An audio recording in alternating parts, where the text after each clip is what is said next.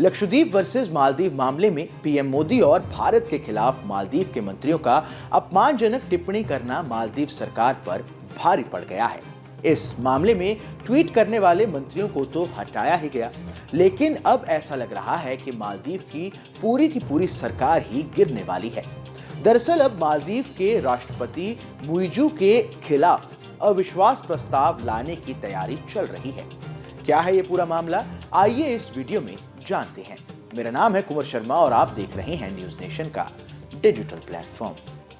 PM के लक्षद्वीप दौरे की तस्वीरों के वायरल होते ही सोशल मीडिया पर लक्षद्वीप वर्सेस मालदीव की बहस छिड़ गई।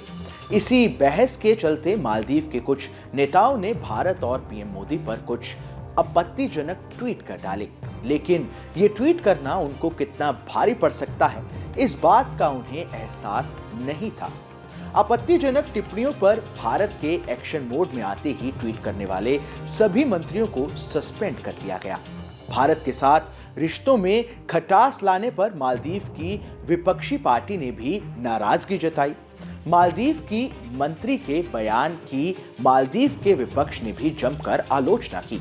मालदीव नेशनल पार्टी ने एक पोस्ट कर कहा कि सरकारी अधिकारी की एक विदेशी राष्ट्रीय अध्यक्ष के खिलाफ की गई अपमानजनक टिप्पणियों की मालदीव नेशनल पार्टी कड़ी निंदा करती है। ये अस्वीकार्य है। हम सरकार से इसमें शामिल लोगों के खिलाफ आवश्यक कार्रवाई करने का आग्रह करते हैं और विपक्ष की इसी नाराजगी के चलते अब राष्ट्रपति मुइजू के खिलाफ अविश्वास प्रस्ताव लाने की तैयारी चल रही है। मालदीव के राष्ट्रपति मोहम्मद मुइजू को हटाने की पहल वहां के संसदीय अल्पसंख्यक नेता अली अजीम ने की है। उन्होंने मालदीव के नेताओं से मुइजू को कुर्सी से बेदखल करने में मदद करने की गुजारिश की है। अली अजीम ने कहा कि हमारी मालदीवियन डेमोक्रेटिक पार्टी मालदीव की विदेश नीति में स्थिरता बनाए रखने के लिए प्रतिबद्ध है। हम किसी भी पड़ोसी देश को विदेश नीति से अलग थलग नहीं करने देंगे। उन्होंने अपनी पार्टी के शीर्ष नेताओं से पूछा कि क्या ये राष्ट्रपति मुइजू के खिलाफ अविश्वास प्रस्ताव लाने के लिए तैयार हैं। इतना ही नहीं, भारतीय प्रधानमंत्री पर बयानबाजी के बाद मालदीव के पूर्व उपराष्ट्रपति अहमद अदीब का भी बयान सामने आया है। उन्होंने मालदीव की सरकार से कहा कि उन्हें भारत से माफी मांगनी चाहिए। अदीब ने कहा कि राष्ट्रपति मुइजू को पीएम मोदी के पास जाकर इस राजनयिक संकट को सुलझाना चाहिए। उन्होंने आगे कहा कि भारतीय नेताओं के खिलाफ अपमानजनक टिप्पणी स्वीकार करने लायक नहीं है।